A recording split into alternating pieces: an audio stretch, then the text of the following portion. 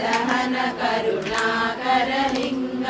रावणदर्प विनाशकलिङ्गं तर्प्रणमामि सदा शिवलिङ्गं सर्वसुगन्धसुलेपितलिङ्गं बुद्धिविवर्धनकारणलिङ्गं सिद्धसुरासुरवन्दितलिङ्गं तर्प्रणमामि सदा शिवलिङ्गं कनकमहामणिभूषितलिङ्गं फणिपतिवेष्टितशोभितलिङ्गं दक्षसुयज्ञविनाशकलिङ्गं तत्प्रणमामि सदा शिवलिङ्गं कुङ्कुमचन्दनलेपितलिङ्गं पङ्कजहारसुशोभितलिङ्गं सञ्चितपापविनाशकलिङ्गं तत्प्रणमामि सदा शिवलिङ्गं